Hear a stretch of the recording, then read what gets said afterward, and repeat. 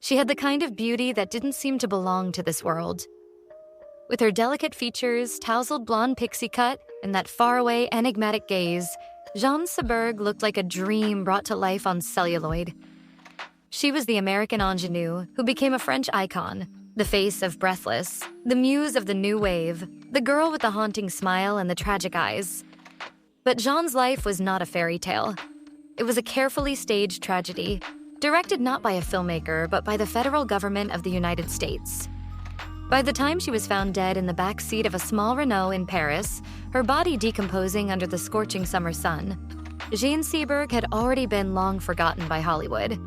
Her fall from grace hadn't come from scandal, addiction, or even fame fatigue. It had come from something far more sinister, a coordinated, deliberate attack by the FBI, hell-bent on silencing her for her political beliefs. She wasn't just collateral damage. She was a chosen target in one of the darkest chapters in American domestic surveillance history. This isn't just the story of a beautiful young woman who became famous too fast and crumbled under the weight of expectation. This is the story of how a teenage girl from Iowa was plucked from obscurity, turned into a star, chewed up by two film industries, and then psychologically tortured by her own government. A woman whose very real, very personal tragedies, miscarriages, breakdowns, heartbreak, were not just splashed across the headlines, but orchestrated by the people who were supposed to protect her. Jean was just 17 when director Otto Preminger cast her as Joan of Arc in Saint Joan, a role that turned out to be less of a coronation and more of a public execution. She was burned, literally and figuratively, right from the start. Then, like a phoenix, she rose in France, becoming a cinematic darling in a bout de soufflé, Breathless, capturing hearts across the world with a cigarette in hand and rebellion in her bones. But that rebellion didn't stay on screen. Jean Seberg had a conscience, and that, more than anything else, became her undoing. In the heat of the civil rights movement, Jean aligned herself with the Black Panther Party, donated money, made public statements, and used her platform to challenge the American status quo. That made her dangerous. That made her a threat. And so, the FBI unleashed hell. They watched her, followed her, tapped her phones. And when that wasn't enough, they manufactured lies so vile they would trigger the single most traumatic event of her life. Lies so brutal that she would spend the next decade slowly unraveling. Her life was a slow-motion implosion. Marriages crumbled, films flopped. Her mental health frayed at the seams. She faded from the spotlight, moving like a ghost through the streets of Paris, hiding from photographers, lovers, enemies, and most of all, herself. By the time her death was ruled a suicide in 1979, few people even noticed. Fewer cared. But now, decades later, Jean's story is resurfacing, and what lies beneath the glamour is not just scandalous, it's devastating. She wasn't a casualty of fame. She was a victim of a government plot so cruel it would later be admitted to in declassified files. The truth is no longer up for debate. They broke her, they killed her, and they tried to erase her.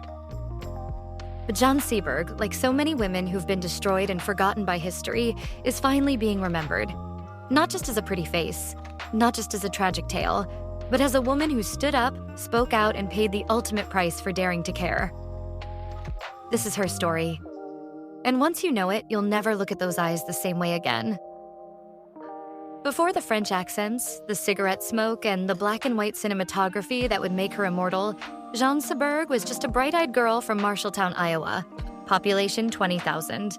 The daughter of a pharmacist and a substitute teacher, she was raised in a quiet, conservative household, where movie stars lived only in the pages of fan magazines.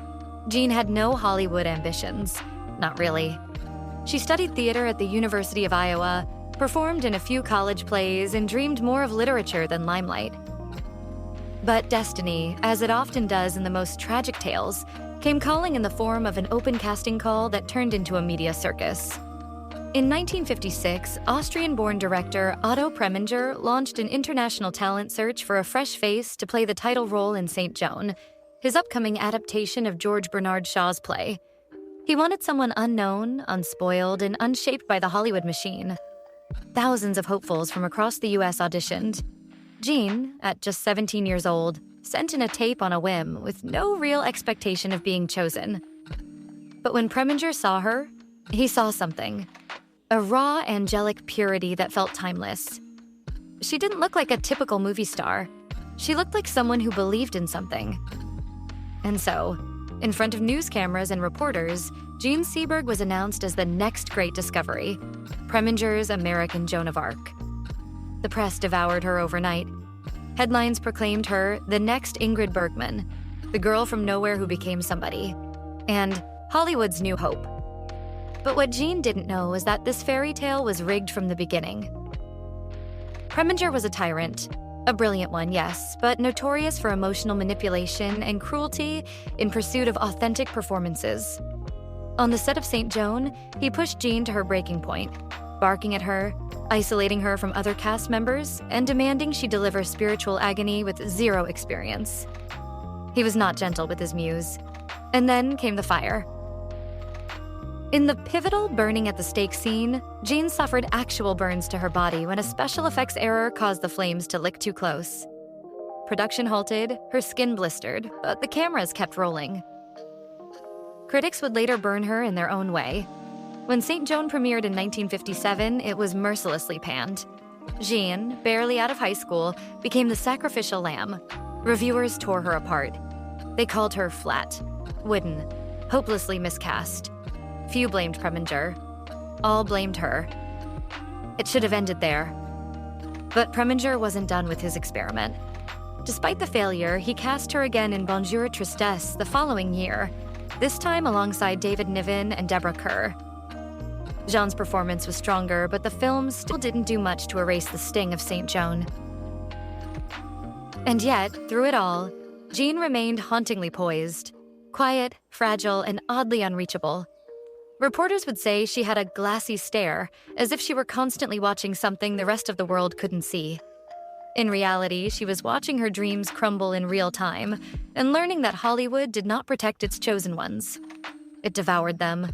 Back in Iowa, her hometown tried to claim her with parades and Jean Seberg days, but the girl who had once walked its streets barefoot now belonged to a different world, one she wasn't sure she wanted anymore.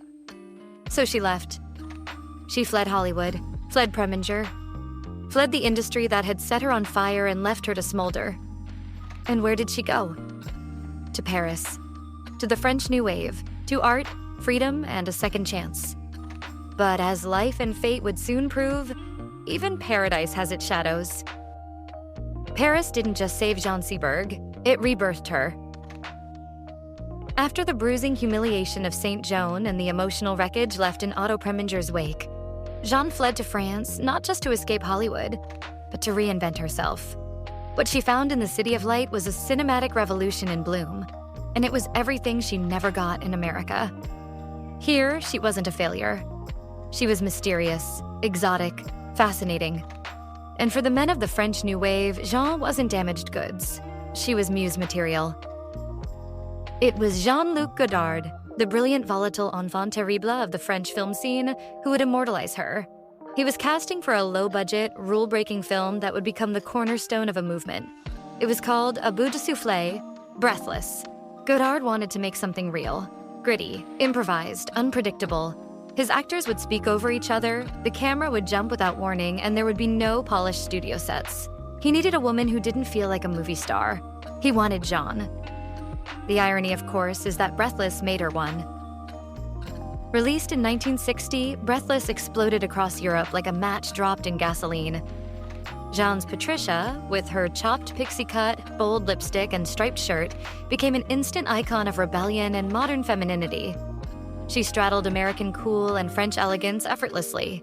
With just a look, she could be both soft and defiant, romantic and unknowable. She didn't act so much as exist on screen, drifting through Parisian streets, selling the New York Herald Tribune, speaking in that husky, deliberate voice. She wasn't trying to seduce the camera. She just was. It was electric. Suddenly, Jean was everywhere. Magazine covers, fashion editorials, critical essays. The world was in love again, but this time it wasn't a studio-engineered fantasy. It was the real Jean, or at least a version of her that she had chosen to present. Still only in her early 20s, she found herself in a new kind of spotlight. Not the harsh, punishing glare of Hollywood, but the romantic, reverent glow of European art cinema. In France, actors were thinkers, rebels, poets, and Jean began to attract the kind of men who matched that energy. She married French novelist and director François Moury in 1958 before Breathless made her famous. It was a passionate, intellectual match, but volatile. Moury wanted Jean to be more serious, more contained. He directed her in Time Out for Love in 1961, and the experience soured them both. He couldn't control her spirit, and she wouldn't let him mold her. They divorced shortly after. But Jean didn't slow down. She kept working. Films like Lilith, The Mouse That Roared, and Lay Out Solitudes followed. Many of them artistic risks, some commercial misfires. But Jean didn't care about box office. She cared about meaning. She wanted her roles to be more than beautiful women in crisis. She wanted them to say something, to matter. Behind the scenes, though, her life was unraveling in quiet ways. She battled insomnia. Her moods shifted unpredictably, and said she was either intensely warm or completely unreachable. She'd chain smoke on set, scribble poetry in notebooks, and vanish for hours between scenes. There was an aching restlessness in her that not even Paris could soothe. And then came Romain Gary. The French novelist, 24 years her senior, was charming, powerful, and enigmatic. He was also a war hero, a diplomat, and already famous in his own right. Their romance was sudden, whirlwind, and all-consuming. He was protective. She was captivated. They married in 1963 and had a son, Diego, in 1962, before tying the knot officially. But even that love story, which began in poetry and passion, would become a slow-motion tragedy. Romain was controlling and often absent. Jean, craving both freedom and stability, became more and more unmoored. She would eventually describe their relationship as a cage, gilded though it was. Professionally, her career remained steady but unpredictable. She jumped between American films and French indies, but she never again captured the electric spark of Breathless. And perhaps she didn't want to. The iconography was a prison too. Everyone wanted Patricia, but Jean had moved on. She wanted to grow up, to be taken seriously. And somewhere in that search for meaning, she turned toward activism, toward causes that mattered, toward the oppressed, the silenced, the marginalized. It was in this phase of her life, idealistic, open-hearted, politically engaged, that she made the most fateful choice of all. She supported the Black Panthers, and the United States government noticed. By the late 1960s, Jean Seberg had transformed. She was no longer the nervous teenager burning at the stake for Otto Preminger, or even the new wave darling sauntering down the Champs-Élysées. She had become something far more dangerous, for a woman in her position at least. A political problem. Jean was using her fame, and her money, to support causes most celebrities wouldn't even dare name in public. Anti-war movements, civil rights struggles, Native American advocacy, and most significantly, the Black Panther Party. She wasn't throwing money blindly or attending benefits for optics. Jean showed up. She sat in meetings, listened to leaders like Eldridge Cleaver and Bobby Seale, and even developed a close relationship with Raymond Hewitt, one of the party's spokesmen. Some called it a romance, though no one has ever confirmed how deep that connection went. But the headlines didn't need confirmation, they just needed the insinuation. Jean's motivation wasn't ego. She wasn't chasing clout or crafting a woke image decades before the term existed. She genuinely believed in justice. She believed in the Panthers' free breakfast programs, their fight against police brutality, their insistence that Black Americans deserve to live with dignity and safety. She saw them not as radicals, but as people who were radicalized by systemic abuse. But Jean had a fatal flaw. She still believed she could play both games, that she could be both the European screen goddess and the American dissident. She underestimated how far the US government was willing to go to crush the latter. And so, J. Edgar Hoover's FBI launched its attack, not with bullets, but with a weapon far more insidious: reputation destruction.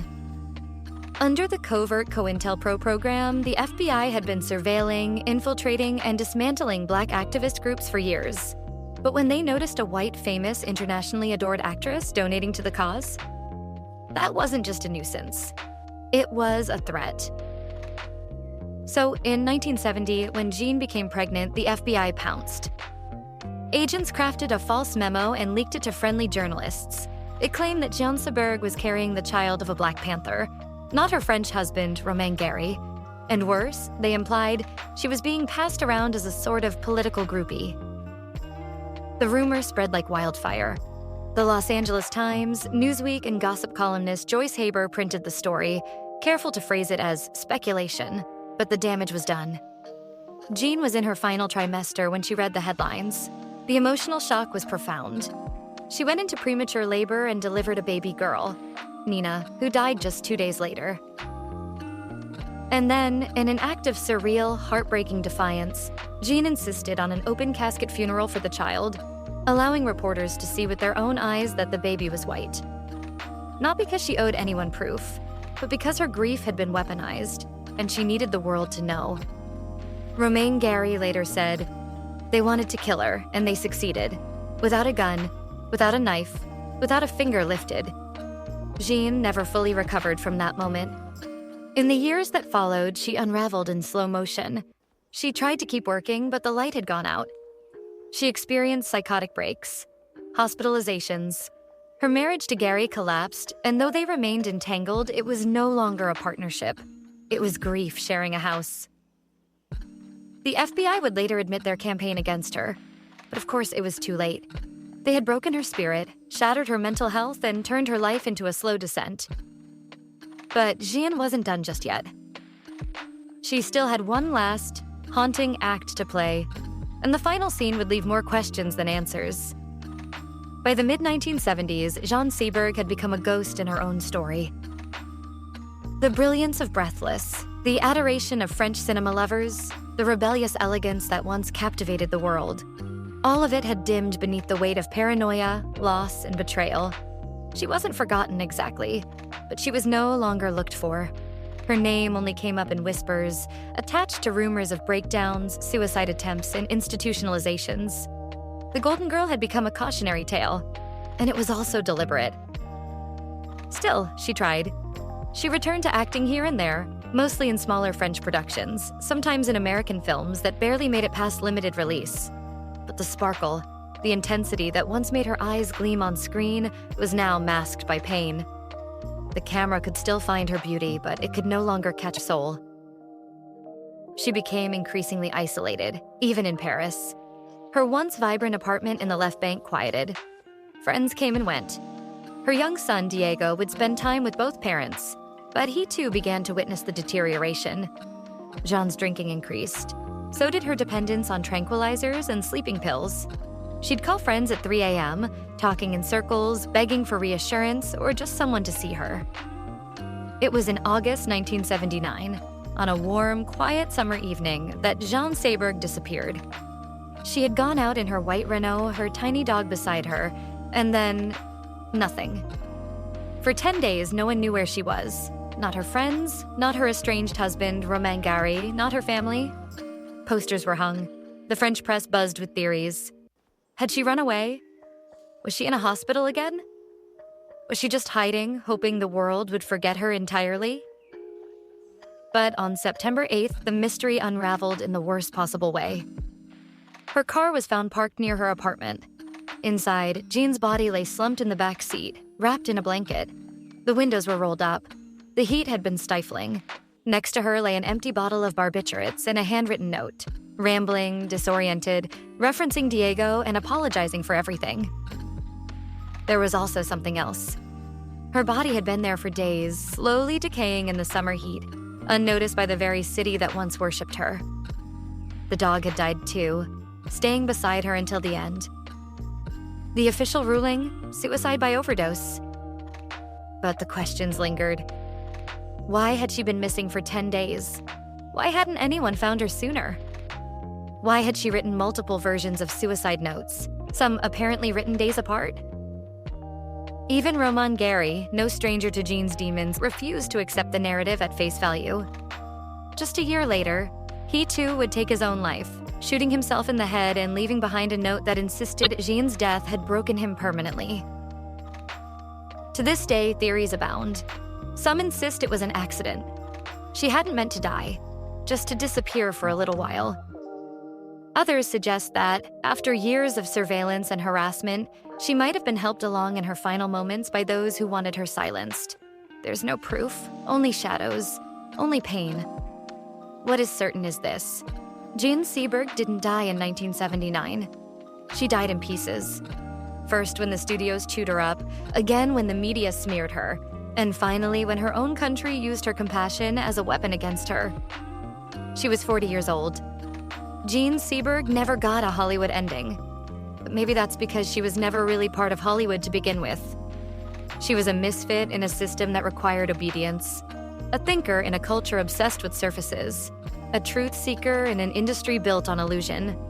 Even in her earliest roles, she seemed like she was staring directly through the artifice, as if she knew the cameras were lying and she wouldn't play along for long. Today, her legacy is fragmented, much like her life. Film students know her as the godmother of French New Wave, that fragile beauty in Breathless who defined a generation's idea of cool. Activists remember her as the white woman who dared to stand with the Black Panthers when it wasn't fashionable, when it was downright dangerous. And to those who study the long arm of government repression, Jean Seberg's name is etched in stone, a cautionary tale of COINTELPRO's cruelty, the proof that the FBI didn't just monitor dissidents. They dismantled them, methodically. When the FBI's abuses were exposed in the 1970s, her case became one of the most shocking examples. Congressmen cited it during investigations. Journalists revisited the story with a mixture of rage and awe. The agency had destroyed a woman's life using whispers and headlines. No arrest, no charges, no trial, just a slow bleed of reputation. And yet, despite all this, Jean is still overlooked. She's not mentioned among the great actresses, not honored at awards shows, not held up as feminist icon. Her beauty is remembered, but not her bravery. Her image is frozen in that black and white Breathless poster, smiling in a newspaper shirt, forever 21. But behind that smile was a woman crushed by the weight of her conscience, and the world's indifference to it. In recent years, there's been a slow revival of interest. Kristen Stewart portrayed her in Seberg, 2019, a film that scratched the surface but couldn't quite capture the full depth of her tragedy. Biographers and scholars have dug deeper, trying to piece together the emotional wreckage. They've spoken to friends, lovers, and even former government agents. But the full truth of Jean's life, what she felt, feared, regretted, died with her in that Renault. And maybe that's the cruelest twist of all. Jean Seberg didn't want to be famous. She wanted to be useful. She wanted her life to mean something, to do more than decorate a movie screen. But fame, for all its allure, is a trap. And Jean stepped into it at 17 and never escaped. Her story is not one of self-destruction. It's one of systemic destruction. She was targeted, smeared, broken, not because she was weak, but because she was too strong for the role the world tried to cast her in. And in that way, Jean Seberg stands as a warning. Not just about the FBI, not just about Hollywood, but about what happens when a woman dares to tell the truth loudly and refuses to apologize for who she stands beside. She was born in Iowa. She died in Paris. And somewhere in between, Jean Seberg became a ghost the world couldn't forget, even if it tried.